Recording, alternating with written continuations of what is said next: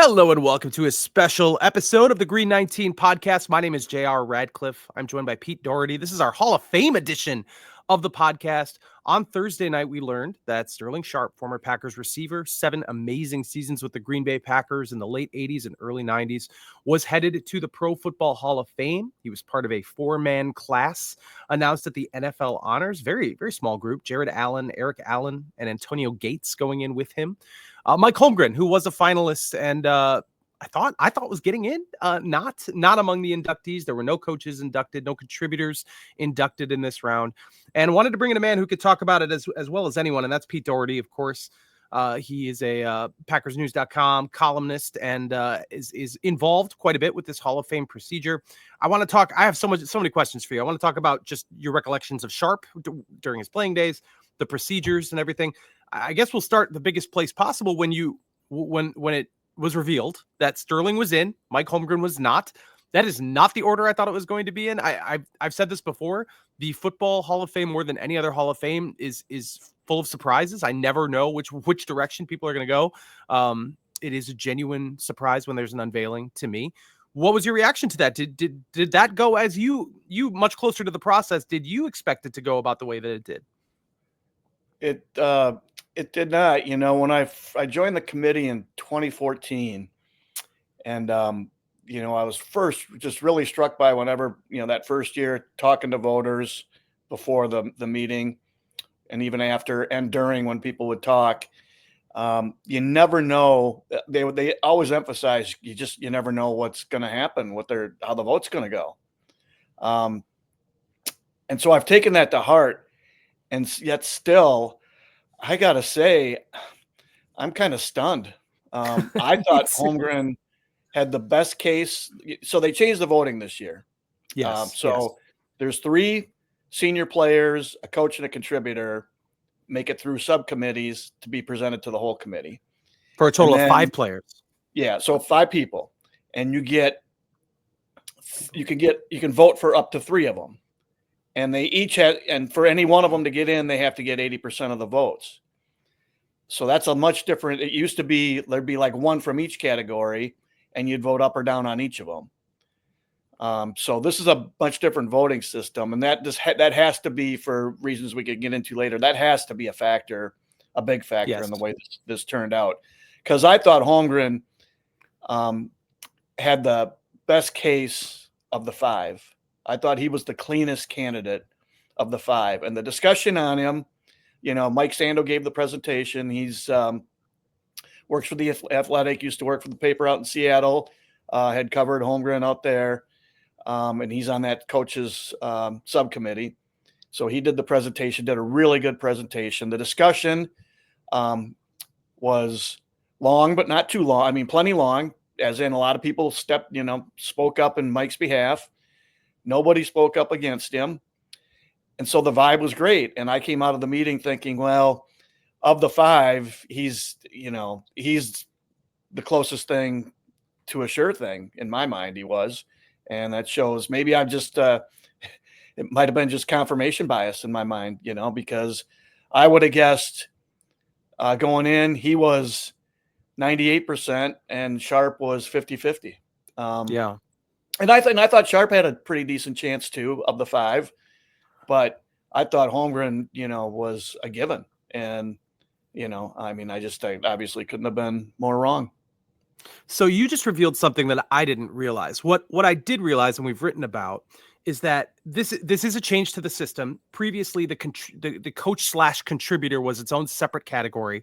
And for lack of a better term, because there's so many different names of committees, the Veterans Committee, they would put that's forward, baseball. That's baseball. Yeah. Yes. Seniors Committee. They call it seniors in the end. It took me about 8 years being on the committee to get that straight. But yes. Yes, there are so many names. I mean, there's the modern era, which makes sense. Those are the recent guys, essentially, guys from 2000 to modern day. And then there's, there's a lot of committees. I don't even need to go into it. But previously, for many years, the seniors committee would forward one name, and that would get an up or down vote. Almost always that guy would get in. It was almost unanimous. There was like one, I think Jerry Kramer actually back in the 90s was a recent example. Almost everybody since then Now, in the last couple of years, they forwarded 3 names, the seniors committee. So last year and the year before, there were 3 names submitted. This year, they changed that. It was believed, I believed, the way they had set it up is that they were going to do that one more year, which I thought gave Sterling Sharpe a really good shot because, he was a near miss the last couple of years. Surely this last group of 3 he'll get in. But instead of having it just be 3 seniors, it was mixing together the coach, contributor, and seniors all into one bucket and essentially have them competing against each other. So Mike Holmgren and Sterling Sharpe were competing for the same terrain. And I previously thought it was an up and down vote for the 5 of them, and whoever the top 3 finishers would get in. But what you're telling me is that you could only vote for 3 of the 5, and you have to get to 80%.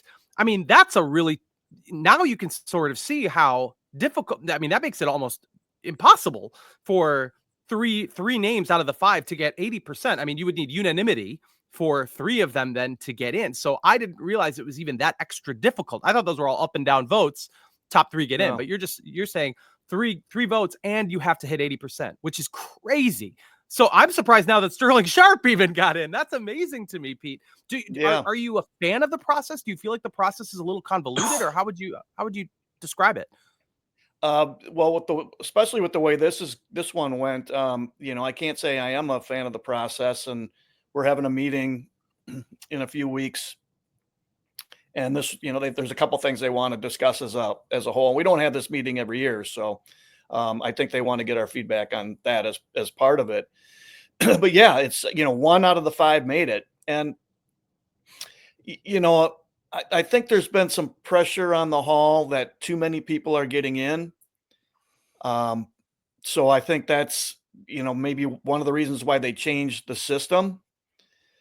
And even with the modern era, it used to be you cut the list to 5 and then you vote up or down on those 5. Well, this year it was you cut the list to 7 and you have 5 votes. Interesting. So we don't, there were no final 5 this year. So that again spreads out the vote, which I think maybe, it does make it a little harder to get in.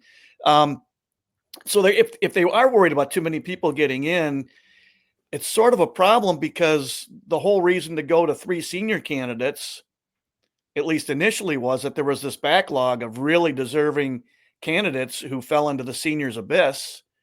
And so they wanted to get some of those guys out of there. Yeah. And the system they have now is actually making it harder for them to get through. In fact, I'm not positive about this, so I've got to check.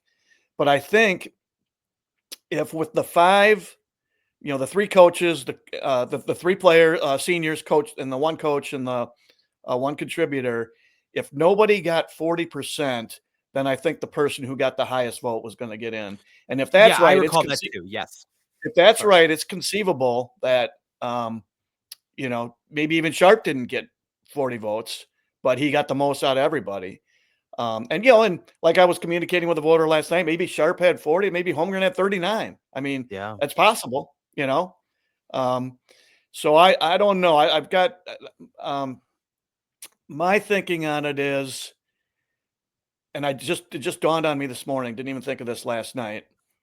There are 8 people on the coaches subcommittee. I didn't count up the other committees, but I'm sure there's 7 or 8 on those subcommittees too. So if they put forward 3 candidates, let's just say you're on that subcommittee, you've got this long list of candidates. You just, you do all the work on them, you discuss them. If you're on that committee and you put forward, you vote, you're part of a vote that puts forward those 3 candidates, you're going to feel pretty good about those candidates, right? Yeah. I mean, you're going to think, hey, these are all good candidates. Well, there's a really good chance you're going to vote for, I think a decent chance you'll vote for all 3. That's all your votes. Or you'll vote for at least 2 of them, and that leaves you 1 vote left for the coach contributor. So that's 8 votes where almost all, or pretty good majority, are likely to go to the 3 players. So that's, I don't know, let's just say 6 of those people voted for all 3 players.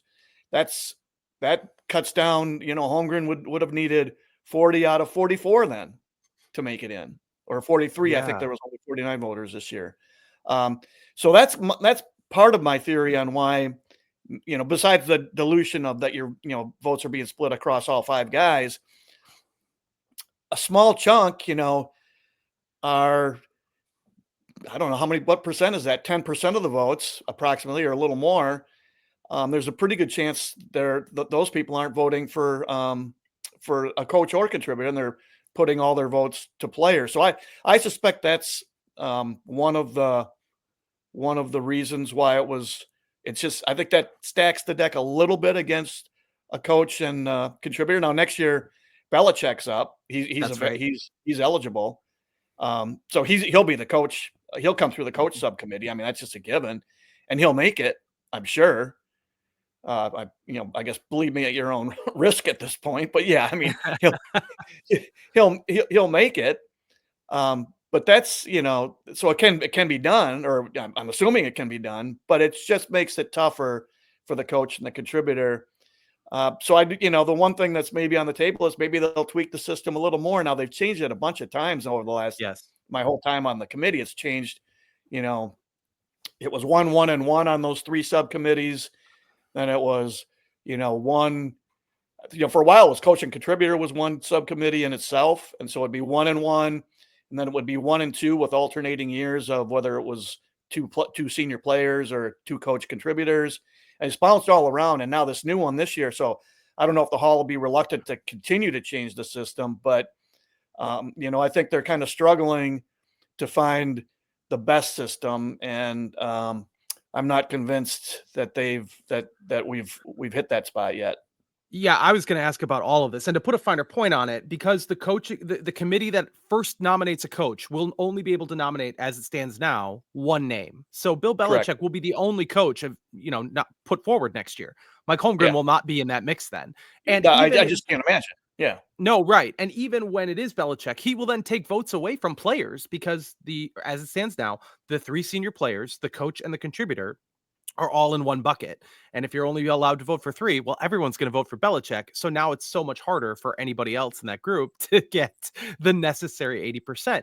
And you brought up all these changes. These changes are all the time. Like I said, I thought they had a plan for this year to have the 3 seniors, and they changed it for this year already. And presumably they will continue to discuss it. Do you have a sense of, I mean, obviously they don't have a voting format that they're fully comfortable with. I get the sense that sometimes there's like a push and pull, like, well, there's too many senior candidates out there that we need to get into the Hall of Fame. There's a backlog, so to speak. I think you even used that word earlier. And then it meets sort of at some point the pendulum swings back, and it's like, well, we're letting too many people in. We got to tighten the belt a little bit. Do you get the sense of that push and pull? I guess I'm wondering what Masters the Hall of Fame process is ultimately serving. Like, what is its sort of mission statement and goal as it tries to come up with the best process to get people in? Is it to be as selective as possible, or to truly honor everybody who deserves to be honored? Like, I don't know if those two things are necessarily work together. Yeah, that's exactly what's going on here. And that push and pull, I think they're groping to find the best system. For the first few years I was on, I was worried. I kind of got a sense that the business aspect of it was a little too big of a factor. Because it's a business over there. They got to stay alive. They've got to get people to visit there. They've got to make money. They've got to get huge contributions. That place runs a lot on corporate sponsorships. And so I think that was, the more players who are getting in, the more people getting in, the more people they'll draw to the ceremony, all those things. So I was a little concerned that was weighing too much into some of the decision-making. They had a changeover in leadership a couple of years ago, and I get the sense I'm getting is that that's not driving the decisions anymore at all. And that they're trying to find, I'm not saying it's not a factor at all. Like, I don't know, I'm not in their meetings, but I just don't get the sense that that's a driver. And I get more of a sense that they're trying to do what's best to make, to get, for people to set it up where people deserving get in. And, they always talk about, what makes the Hall of Fame special is the people who don't get in, the really, really good people, players, coaches, contribute, people who did a lot who don't quite meet that. That's what makes it special. So I think they're just groping to find the best system. I'm sure they're sensitive to the Deion Sanders criticism too many guys getting in. But as you said, there's, they're getting, especially from the longtime voters, they're like, God, there's all these guys from the, we're talking the 20s and 30s and 40s. There's some guys who just got skipped over for various reasons. And Cliff Crystal could knows a lot more about the history of the NFL and all of these things than I do, and could explain it really well. But there are there are really deserving candidates who didn't get in for whatever reason. And Vern Llewellyn's at the top of that list. He was the best player of the Packers. He was the best player on the team that won 3 straight championships, 29, 30, and 31. He was their best player, and he didn't get in. And it's murky as to why, but he's not in. And he's the perfect example of somebody who should be getting in. But then you have the Deion Sanders argument. So I think it's a big push and pull, and they're fighting these two compulsions about, do they don't want it to be too easy to get in, but there are deserving people who aren't. And so it's a groping to find the best way to get the people in who deserve it, but not to overload it and dilute it. And, so maybe we'll see some more changes to the voting system. Hopefully, I hope that as bad a look as it is, that they keep changing it. I'm of the opinion better to find the right system than to just stick with a bad system. So I'm hoping they're still open to changing things. I guess we'll find out in the coming weeks and months. I'd be a little worried about Holmgren's candidacy, not just because Belichick, it's easy when somebody gets this close to say, well, they're going to get in. That's true for a lot of players. If they're constantly finalists, eventually they'll get in. But with the way it is, at least the way it is now, there was a change that allows coaches to be nominated very shortly after they retire. I mean, Bill Belichick being out 1 year is eligible next year. Let's say Andy Reid wins the Super Bowl this weekend and decides, you know what, I'm retiring. Well, Andy Reid's going to get in the year after Bill Belichick. I mean, there are going to be a lot of coaches flooding the zone very early, without a lot of review to it.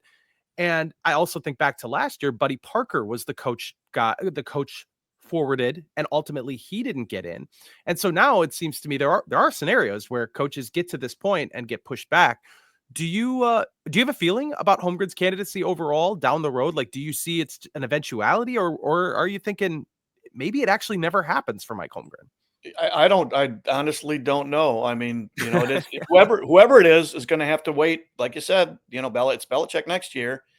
So I don't know if the subcommittee will say, look, we gave Holmgren. And the thing with Buddy Parker that is a shame is that was an up or down vote. Yeah. So if Holmgren had an up or down vote, I still am 100% convinced he's getting in. So that was set up as good as it's going to get, and he still didn't get in. I just don't know if will that subcommittee say to themselves, look, we gave Holmgren his chance. He didn't make it. We got to find somebody new. We got to find somebody else. Maybe they'll make it, or will they say will they collectively say, we got to bite the bullet. He was the best of the candidates that we had. And then now that Belichick's in, in 2 years, he's still the best of that group. We think this time, he'll make it through, and then they can move on to, I would assume Shanahan is probably, Yes. the lead candidate for the next one. But maybe they'll just decide and say, Holmgren had his chance. Maybe the committee will like Shanahan better. Let's go with him. Who knows what they'll do, and who knows what the rules will be 2 years from now too. Yeah, you're absolutely right. Can we go back to your role specifically, like what it is? I know you've talked about this before, but can you give a sense of like what your position is here, what you get to vote on and not vote on? Like where do you fall, and other writers like you, long tenured writers like you, fall in the process? Yeah, I'm not on any of the subcommittees. I think it was 49 voters this year. They want to have 49 or 50.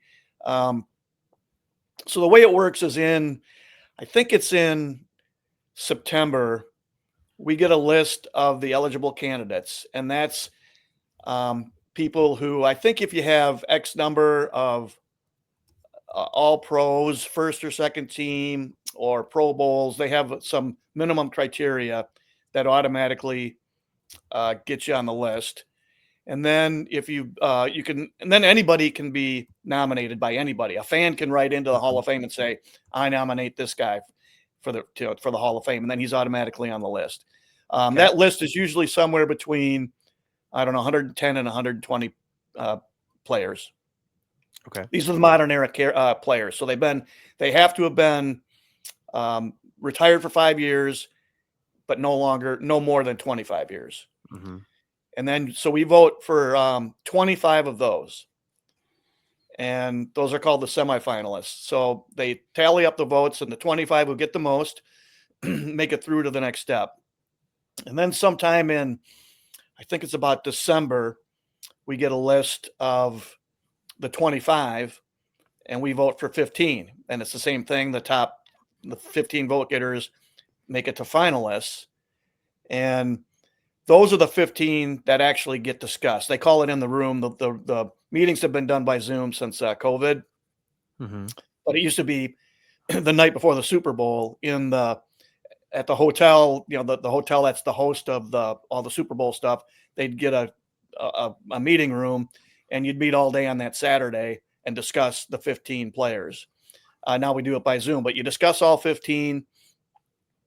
The person from whatever team the guy played the majority of his career at gives the initial presentation. You get 5 minutes, which once you do these, you realize 5 minutes is nothing. I mean, it goes so fast. It's incredible. So then you give the presentation for the guy, and then they open up the discussion. You present statistics and testimonials from people he competed with and against. And then they open up the discussion, and everybody talks about him, and they say, "I like this guy as a candidate. I like this and this about him.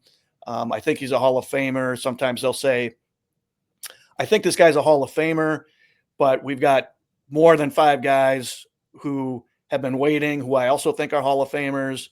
So, he's not on my list for this year, but I definitely think he's a Hall of Famer." And sometimes they'll say, "I think this guy was good. He was really good, but he doesn't reach Hall of Fame status in my mind for these reasons." So you discuss all of those things, and you do it for every player, and then you vote. You cut the list. This is the new rules now.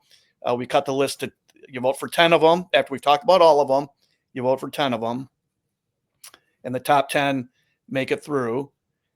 And then they open up the floor again for anybody who wants to add new information, anything that hasn't been said already.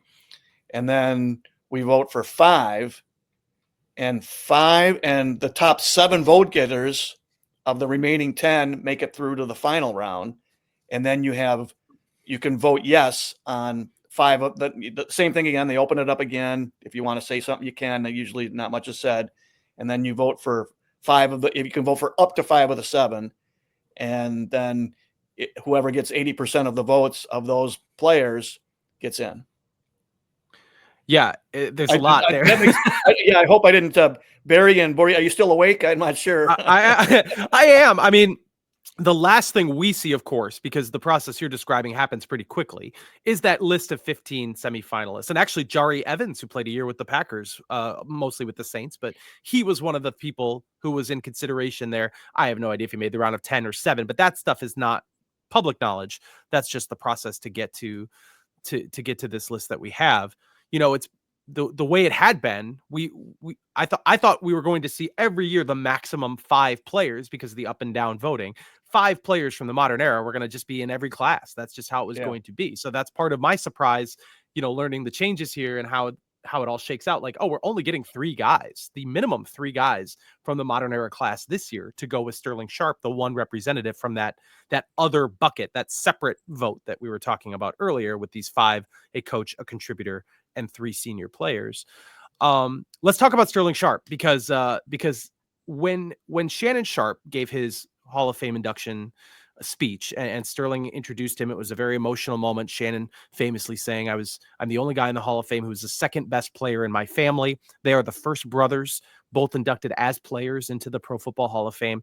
At that moment, I didn't think there was any way Sterling Sharpe was ever going to be in the Hall of Fame. And the seniors, again, at the time only forwarded 1 candidate per. So, but I didn't think 7 years of football would ever really be enough. Now then, Terrell Davis comes along and makes 7 years of football just fine. He got in 2017, but it does surprise me that eventually we got to a place where Sharpe was recognized. Does it feel to you that there was a change in his appreciation over time, that those 7 years were more scrutinized, or that he was always kind of lingering there as a possibility? What do you perceive as the arc of Sterling Sharpe's, pathway toward the Hall of Fame? Yeah, I thought the same thing, that his career was too short. Like when I was first on the committee in 2014, and people would ask me, for the first few years, hey, you think Sharpe hasn't any chance? And I said no. I didn't think so. Just the career was just a little too short. And I'm not, Davis got in fairly early in my time on the committee, and that's what changed it. And then Tony Baselli was basically the same thing, and he made it in. So, Gale Sayers is the short career guy who, kind of started it all. But Gale Sayers was the most incredible player. The New York, I think it was the Post, Gary Myers, who's the voter one of the voters from out east, did this. I don't know. It must have been for the 100-year anniversary. He put together this panel of, all these former GMs and coaches and really long-time media people. It was a pretty big committee he put together, and he held a vote and picked the top 100 players in NFL history. And Gale Sayers, despite his really short career, was the number 2 running back behind Jim Brown. So he is the short career guy who he's without question deserved to be in. He was ridiculously good, even though he had the short career. Davis, to be honest, I didn't vote for Davis when he went on the up or down. I voted against him. I just thought the career was too short. And I said, he was great. He was great, but he wasn't Gale Sayers either. It's not like he's making the top 5 backs of all time or anything like Gale Sayers did. I was really shaky on him, but that's what opened the door to this. And, Sharpe was an outstanding player. It also helps, Ron Wolf is on the seniors subcommittee. He's not a voter. He's not on the 50-person committee, but they call it the blue ribbon subcommittee. He's an advisor to him. And Wolf didn't draft Sharpe, but he was he's very, very much an advocate that Sharpe was deserving. And I think Ron carries a lot of credibility as a guy who knows, has kind of, he knows a lot about football history, and of course is, one of the great scout GMs of all time. So that probably helped too. But like we said earlier, I thought he was 50, Sharpe was 50-50, and Holmgren was as close to a shoe-in as you could get. And yeah, I was dead wrong. Terrell Davis too played way fewer games than Sterling Sharpe. I think it's the same number of seasons, but he had a lot of very small, games played. What put him over the edge was, from what I can tell, is if you added up his playoff games, he had it might have been 16 playoff games, that's when they were playing 16-game seasons. And his rushing total in those 16 playoff games was ridiculous. It was like 18 or 1900 yards or something, so it was it would have led the, so one of those, it would have led the league in rushing, and it's doing it, against theoretically, better teams in the biggest moments. So I'm thinking, I think some voters counted that as like an extra season for him, which I don't think that's not the way I would look at it, but that's not the way I did look at it, but that's the way some voters saw it. Yeah, Sharpe, of course, only played in 2 playoff games. One big one. Well, they were both good games for him. One, of course, this game after the '93 season to beat the Lions, a pretty famous moment, I would say, in Packers history at the front end of the Favre-Holmgren dynasty, so to speak. What was it that allowed, you think, Sterling Sharpe to have to ultimately, tip the scales into being a Hall of Famer? He wasn't, he wasn't the fastest guy on the field, but he was one of the strongest, and he had great hands, and he did everything else that you could ask for from a receiver. He broke records in terms of receptions in a season back when 100 receptions was just not something that happened. He did it twice. So I imagine all of those things come into play. I guess a part of this question is, sort of leading here, but there isn't doubt in your mind, is there, that he would have been a Hall of Famer without the neck injury that kept him to 7 seasons? I mean, there's no doubt in my mind, but maybe I shouldn't assume that's the case. What was it? What was it that separated Sterling Sharpe? Yeah, if he'd had a longer career, if he wouldn't have been hurt, then he would have put up huge numbers with Favre as his quarterback, and yeah, he'd have been a Hall of Famer. But there's countless guys we could say that about. So, Yeah.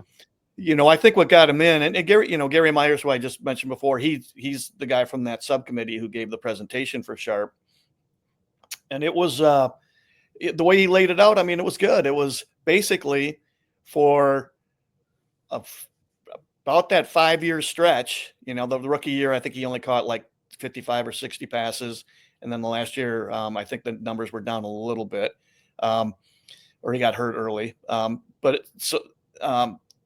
Basically, Myers' case was for a 5-year stretch there, he was the second best receiver in the NFL. The only guy who was better was Jerry Rice. Mm-hmm. He put up all the numbers of all those seasons, and it was like, he's right.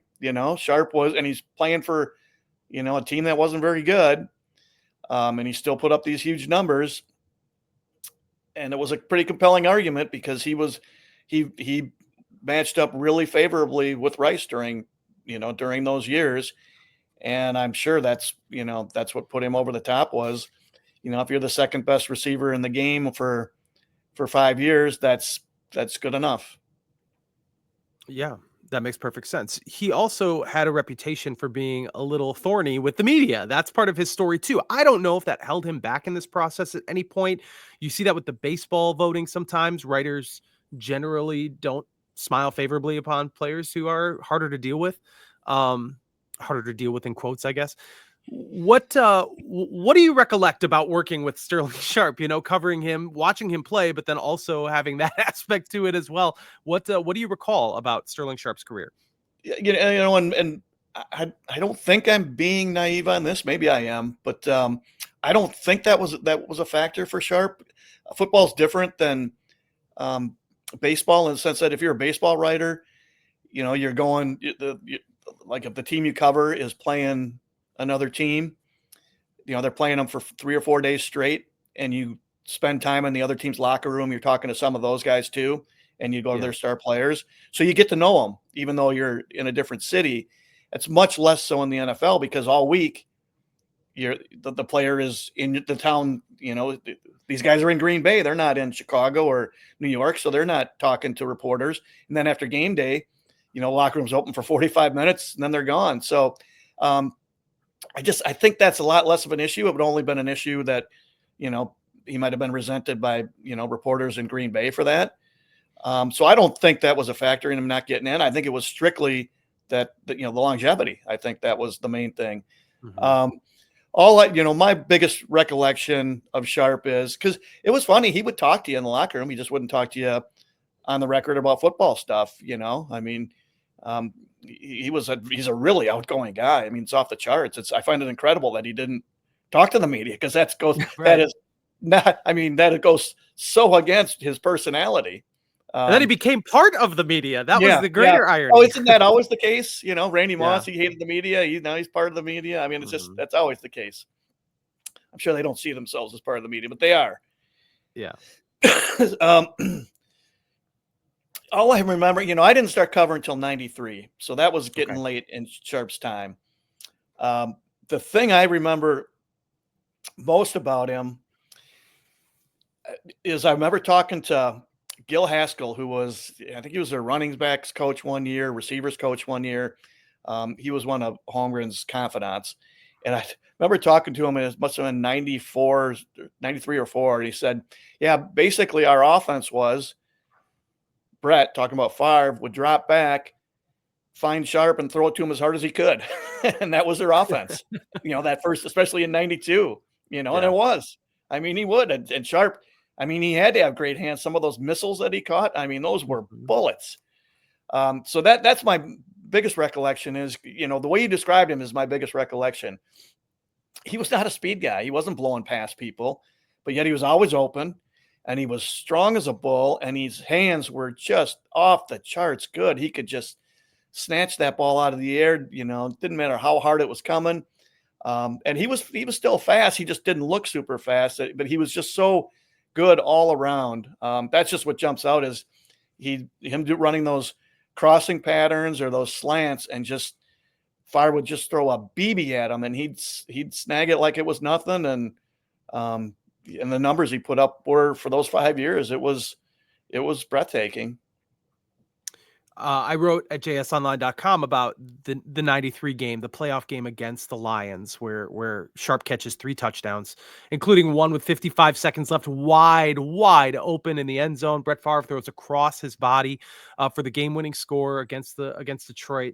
Packers advance. They lose the next week, but that's the first stepping stone on the way to a Super Bowl. Now Sharpe is Moses. He led them there and didn't get to taste the promised land. He isn't part of the next postseason. It's a great 94 season in the regular season, of course, but then the neck injury crops up. He's out for the postseason and beyond. But do you were there, right, at the Pontiac Silverdome in that game in 93? I mean, that I wish in the moment I could have appreciated that as the beginning of something incredible. You don't know then, but it sure, looking back, looks like that's the moment Brett Favre discovered himself, and obviously Sterling Sharpe was a big part of that, right? What do you remember from that game? Yeah, that was stunning, that play. That place was so loud, and you're thinking, because there was like a minute left, and you're thinking, yeah, this ain't happening. Packers have lost again. In fact, they had played at Detroit the week before, also the last regular season game. Yep. And I think Favre threw, I think it was 4 picks in that game. It was at least 3. It might have been 4. And somebody hung this huge bed sheet sign on one of the like off the upper deck with a bullseye target, and it said, "Favre, I'm open." And I mean, because he was so erratic in that game before. But then that pass, it was just, he rolls out to the left. He just escapes the pocket. I'm sure that cornerback on that side of the field thought, well, there's no way he could throw it over here. And so he just kind of let up. And so Favre cranks that throw out, and I'm watching him, and I look up, and Sharpe's got like 15 yards on his guy. And I'm like, oh my God, they're going to win this. And the throw goes over the top, and that place went from being off the charts loud, it went silent. And back then, now you go to a game, even at Lambeau, there's, I don't know, 5 to 10% of the crowd is from the opposing team. And so when something good happens for the opposing team, you can hear it. You can hear those people cheering. Back then there was hardly any Packers fans at that game. So that place just went from, just ear splitting to dead silence in a nanosecond. As soon as Sharpe caught that ball, it was a really stunning play. I'm sure the Lions felt like the scoreboard fell down on them, Yes, instead of the pom-poms raining down famously as Sterling Sharpe stands there just stoically checking everything out after he's caught this incredible touchdown. I think part of that story is that he had turf toe, Sterling Sharpe did. And he has even said maybe he runs out of the end zone if he's fully healthy, but he was like maybe trying to even get off the field on that play. He was really banged up. And I think for me, Pete, that's kind of the tragedy of the story of Sterling Sharpe, is that he's associated with this career-ending neck injury. He never missed a game until he was done for his career. He just fought through all these injuries. I think there was ribs and there was really bad turf toe, and he ends up being a guy who's known for an injury. And yet this is a guy who played through everything. Now that's a different era of football, that 90s football, but still, I mean, he's an Iron Man too, and that's just not going to be baked into it because of how things ended. Just this freakish neck injury in a game where he, by the way, still caught 3 touchdowns. The final game of the season against Tampa Bay in 1994. I think he hurt himself initially the week before in the County Stadium finale. But I don't know. I don't know if you have any thoughts on that. I mean, the guy was a warrior. He was. That was a congenital thing, and I think I'm trying to remember now. I can't remember if it went back to when he was in high school or college, is when they discovered that, he already had stenosis in his neck, and that I think they might even recommended, you might want to just not play. But he liked it too much. And so he just kept playing, and he played as long as he could. And, finally he heard it, and it was like, nah, the risk is just too high now. You can't, you got to quit. And so he did. I'm trying to think off the top of my head as we get closer to wrapping this up. Who's next? The Packers have had a good run here. You know, Jerry Kramer got in, Leroy Butler got in, even throw in Dave Robinson as a recent inductee. Charles Woodson got in, as you would have expected. You can even count Julius Peppers if you want. The Packers are on a roll now that Sterling Sharpe is in. I guess if it's not Mike Holmgren, who am I forgetting here? Who should be next on the Packers pipeline? I suppose there isn't an obvious candidate. There's not. There's nobody else. I've been covering since '93, and there's nobody else who's a Hall of Famer who isn't already in, except for Holmgren, with the exception of Aaron Rodgers, who, that's 5 years from whenever he quits. I don't know. It kind of seems like he's probably going to play next season, doesn't it? Yeah. Maybe he'll retire, but I would have thought if he was going to retire, he'd have already done it. So, he's, and obviously he'll be a first ballot guy. He'll be, if I'm still on the committee, it'll be, speak now or forever hold your peace on this one, because there's no reason to give a presentation with 4 MVPs. So it'll be the most likely would be somebody to come through the seniors committee. But like I said, like Llewellyn, like you said, he's got the best case, and he wasn't even on their list of finalists. I don't think. I think Labby Dilwig might even have been on the list, and Llewellyn wasn't. I think they were both in that 2020 class where Bobby Dillon got in. I think they were both there initially, but I don't remember who fell out when. Yeah, and they so they do the Hall does release from the at least last couple of years the guys who make the final 10 on the subcommittee's list. I need to look this up. I'm not positive. I think Dilwig was on it, but Llewellyn wasn't. I'm not positive about that. But it could be somebody coming through that subcommittee. That would be the best chance, other than them bringing Holmgren back, which I mean, I really, really hope they do, because his case stacks up so well. I mean, Jimmy Johnson and Cowher got in before him, and Mike Holmgren's case is at least as good as theirs. Johnson, you have the multiple Super Bowl wins, but he goes to Miami and they didn't even get to a Super Bowl there. Holmgren got to a Super Bowl, basically building a fairly bad Seattle team into one that got to the Super Bowl, and he did it without a Hall of Fame quarterback, which I think says a lot. But his playoff record, his coaching tree, that's that's one of the things that can be taken into consideration. 11 guys, I think. Is it 11 guys who've been a head coach who coached under Mike Holmgren? That's crazy. Yeah, it is. It's his case is excellent. So I really hope that, I hope the system is tweaked somehow to improve, because I think it's just a little bit stacked against the coach and the contributor. And even if it's not changed, I really hope that subcommittee tries him again. It's a hard choice for them, but I think he is, of all the coaches that they considered, I think his case is the best out of all those. He is Pete Dougherty. You can find everything he has at PackersNews.com, Green Bay Press Gazette. Pete, I really appreciate this conversation. Very illuminating, very interesting stuff, the Hall of Fame. And thank you for taking the time, man. It was great talking with you, JR. I hope I didn't put you to sleep with all that talk about how the system works and everything. But not me. Yeah. I'm into it. I can't speak for everybody listening, but I'm into it. So this is important. This is important stuff. The Hall of Fame. I mean, that's just that's as big as it gets for people who have made their life in this game. So this is big stuff. This is really important. All right, thank you, sir. We'll chat again here on the Green 19 podcast.